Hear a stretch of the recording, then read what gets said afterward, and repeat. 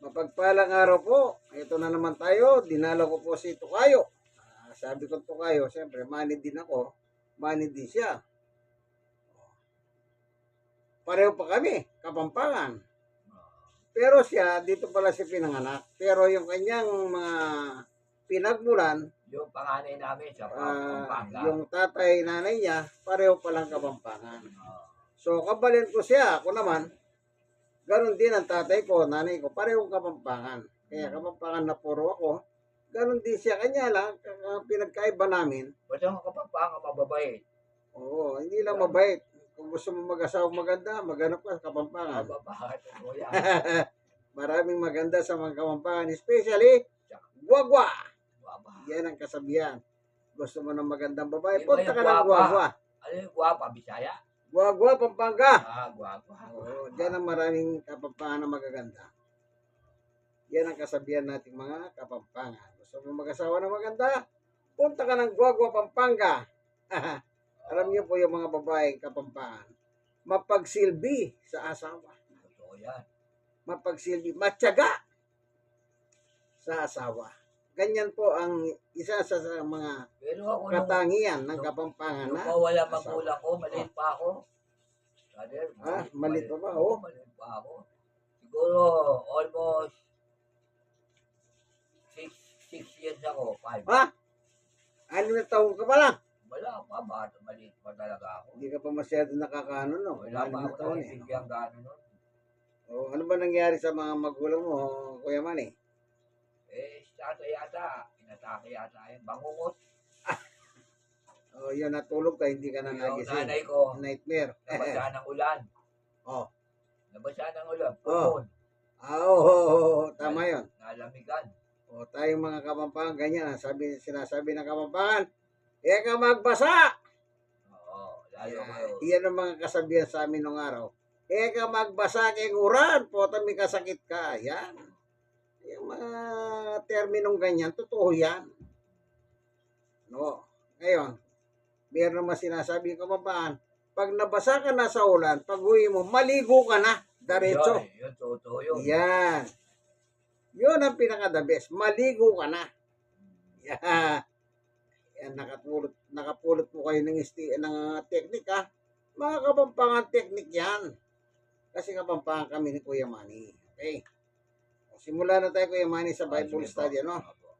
Panginoon Diyos, minsan pa, samahan mo kami ni Kuya Manny sa aming pagbubulay ng iyong salita sa Bible. Poemen, ang Biblia ng mga pastor. Salamat po, Panginoon Diyos, sa ngalan ni Jesus. Amen. Alam niyo po sa buhay nating ito sa lupa, kagaya na sinabi ni Kuya Manny kanina na pwede ba daw siyang gumaling? Opo. Nasa Diyos ang kagalingan ng isang tao. Wala sa kamay ng doktor. Wala sa kamay ng mga gamot. Po.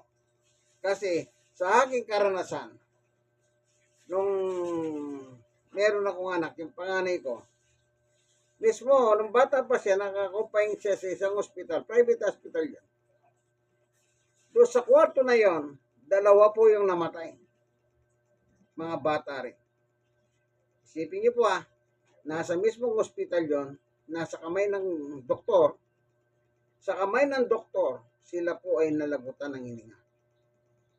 Kaya, hindi natin pwede sabihin, bahala ang doktor dyan. Hindi po ganon. Ako lagi kong pinapayo, kung sakali dumating sa pamilya, merong nagkakagulo, merong may sakit. Hindi ba karamihan sinasabi, ay, tumawag ka ng doktor, tumawag ka ng ambulansya, tumawag kayo ng barangay para may takbo sa ospital. Wala pong masama sa ganong estilo. Pero mas maganda, bago mo sitakbo sa ospital, manalangin ka muna sa Diyos. Mag-pray muna po kayo. Ipagdasal ninyo yung inyong mahal sa buhay na may karamdaman, kung ano man yan, ba't kayo nagkakagulo, ipasa Diyos ninyo ang kanyang buhay. Bakit? Kahit nadalin ninyo, hindi ninyo dalin nasa kamay ng Diyos ang buhay ng tao pag gustong bawiin ng Diyos ang buhay natin, wala ba tayong magagawa, kaibigan? Ako yung isang buho ko yung nanay niya, yung tatay ko magkapatid. Kumakain sila ng tanghalian. Yung asawa niya, biglang bumagsak yung ulo sa lamesa Patay. Sipin niyo po yan. Kaya walang pwedeng magsabi kung kailan po darating yung ganyan sa buhay natin. Kaya tatandaan niyo po, ang buhay ng tao ay nasa kamay ng Diyos. Huwag po kayong mataranta. Huwag kayong mataranta. Manapa, ipagdasal ninyo sa Diyos kung mayroong mga ganyang kalagayan sa inyong mga buhay. Ano po? Ganito po ang ating mababasa sa Biblia. Ang sabi ng kasulatan ay, meron po tayong babasahin dito, no? Hanapin lang natin.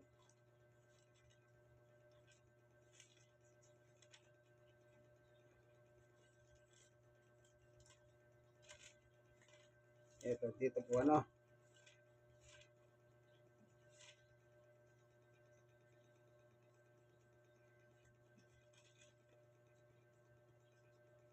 Ang sabi ng Diyos,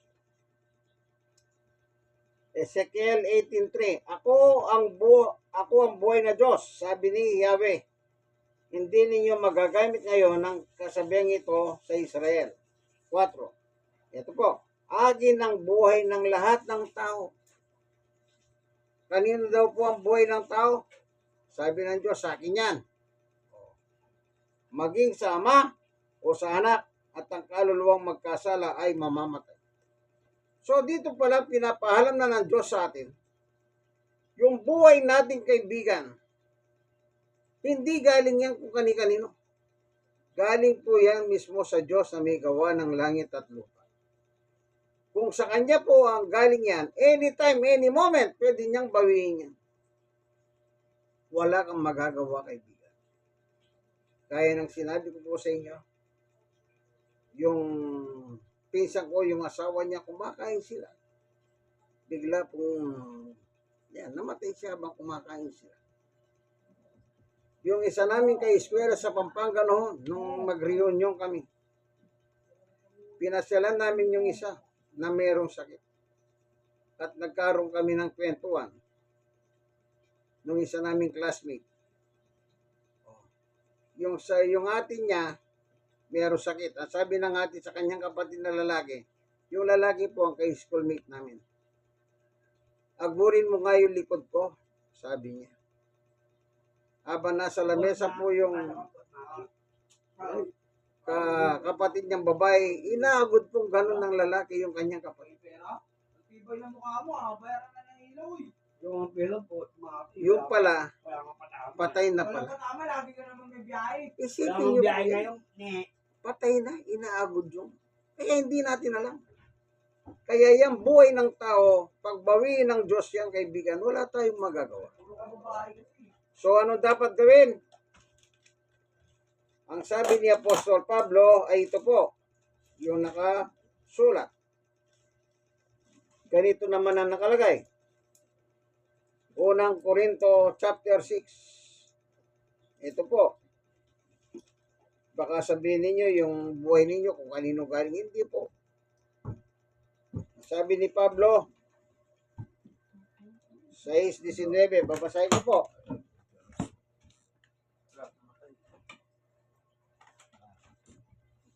Ang sabi niya ay ito, hindi ninyo paghahari ang inyong katawan. Kahit gamitin ninyo ang inyong katawan upang maparangalan ng Diyos. Yun. Yan palang buhay natin. Yung katawan natin nakikita ninyo sa akin at kay Kuya Manny. Yung katawan na yan, hindi dahil nagalimon yung ating magulang, yung tatay natin, nang sila po ay nagalimon, naging bunga ay tayo. Hindi ko po sila ay nagalimon. Sa kanila nagaling ang buhay natin. Kaibigan, hindi. Marami pong nag-honeymoon dyan, hindi sila nagkakahanak. Meron naman pong bahog na babae nagkakahanak. Kagaya po ni Sarah, asawa ni Abraham. Bahog po yun. Pero nagkaanak siya. Binigyan siya ng anak ng Diyos. Si Elizabeth na lang, bahog din. Yung nanay ni Juan Bautista sa Biblia. Binigyan sila ng Diyos ng anak. Ni Lazaro. Nagkaanak sila si Juan Bautista. Ang buhay ay galing sa Diyos. Kaya gamitin natin ang ating katawan, itong buhay na ito, upang ang Diyos ay maparangalan. Yan po ang tungkulin nating lahat ng mga tao. Wala po tayong ibang tungkulin kundi yan. Meron pa. Ang sabi dito ng mga ngaral, basahin po natin. Meron pa nakalagay dito.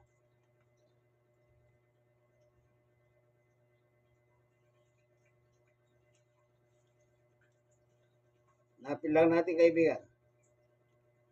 Total, Bible study naman ito eh.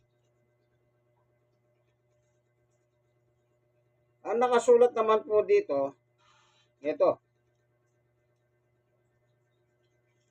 Chapter 12. Ang sabi ng mga ngaral ng Diyos.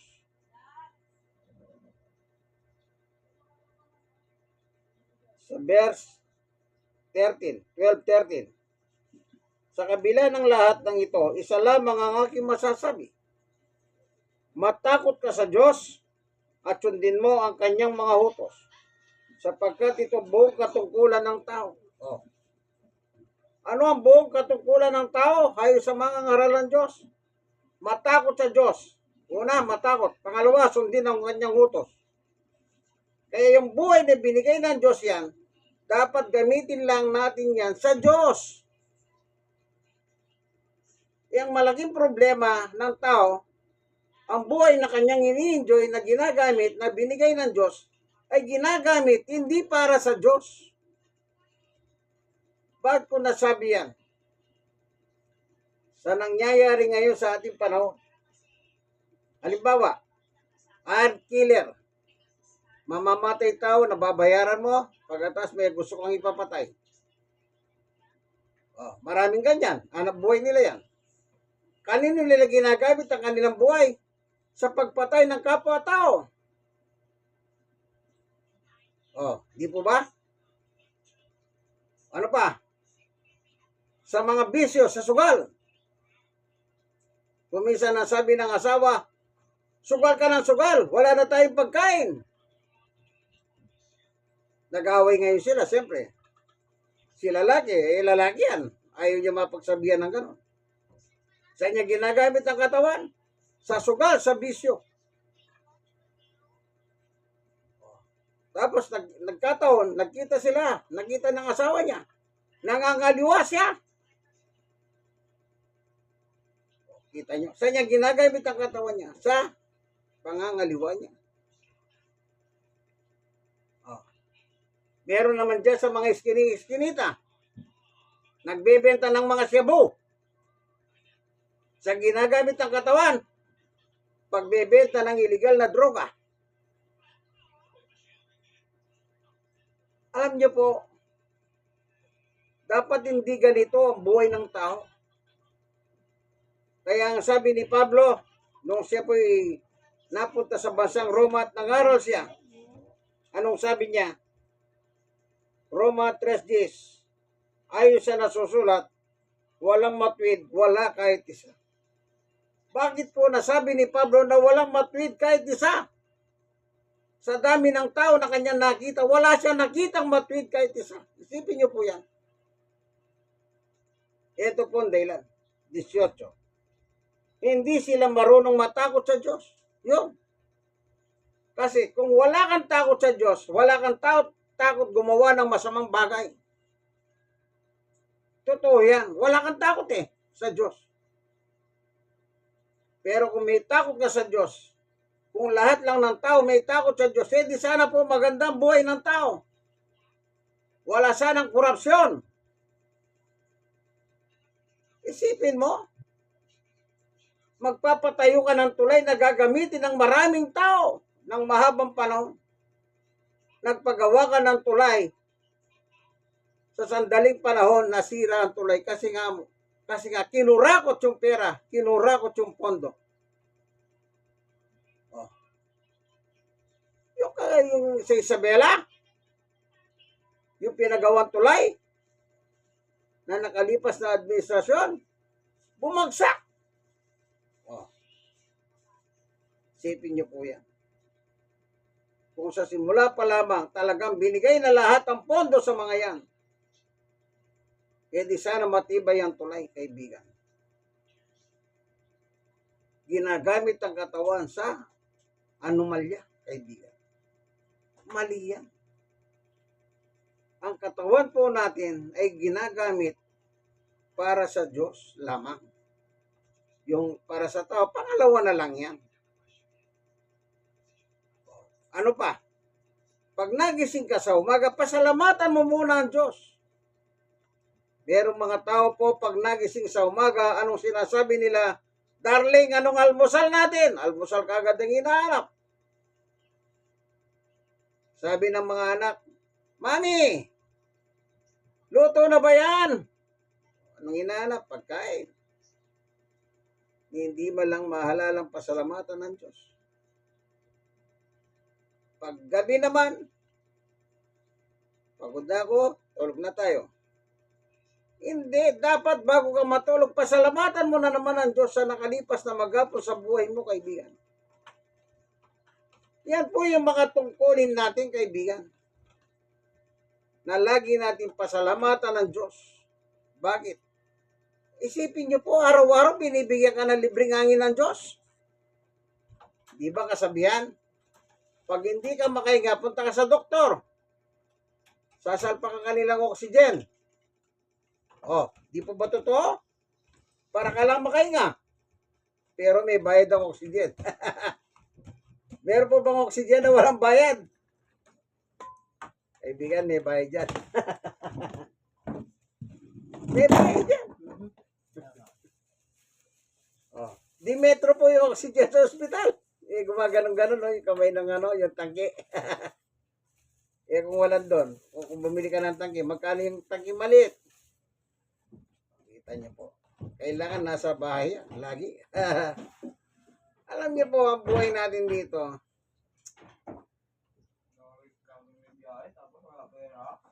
Ano sabi ng iba? Bahala na si Batman. Hindi ganon. Lagi niyo po tatandaan, ang buhay natin, dapat gamitin natin para sa Diyos lamang. Tatandaan niyo po yan ang sabi ni Apostol Pablo. Matakot sa Diyos, sabi ng mga ngaral ng Diyos, at sundin ang kanyang mga utos.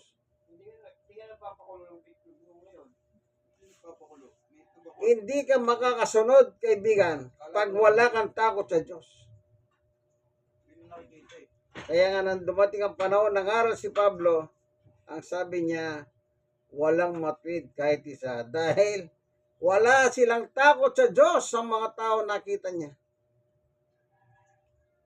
Nakita niya. Mismo ang Diyos po. Tignan natin na sila at salita ng Diyos. Sa Genesis chapter 6. Ganito pong mababasa natin.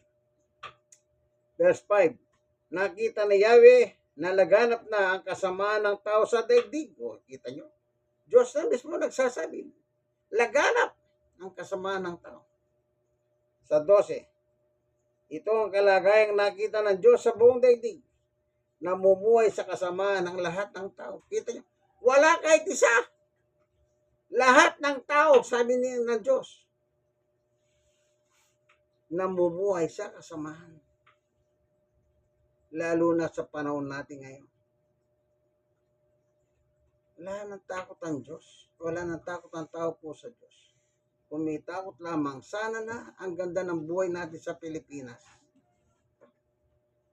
Kaso hindi Masinuuna po nila yung kanilang sariling interes. Lalo na po yung mga politiko na nagsasabi, paglilingkuran ko kayo, paglilingkuran ko kayo. Hindi, ang sabi pala nila, paglilingkuran nyo kami, paglilingkuran nyo kami. Ganun palang ibig sabihin ng paglilingkod sa kanila. Sana po kaibigan, hindi pa uli ang lahat. Sana suko na po ang buhay natin sa Panginoon Diyos habang tayo po may lakas pa at may buhay pa. Bago man lang dumating po yung takda ng buhay natin, ay suko na po ang buhay natin sa Diyos. Hallelujah. Salamat po Panginoon Diyos sa ngalan ni Jesus. Amen.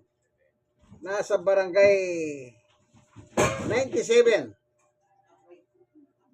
Zone 8, District 1, Tondo, Manila, sa tahanan ni Kuya Manny Garcia. Katukayo ko siya, pareho kami Kapampangan. Made in Kapampangan, blood Kapampangan. Pero siya po gawa siya sa Maynila. Ako naman, Pampanga. Pero pareho Kapampangan. God bless us all. Bye.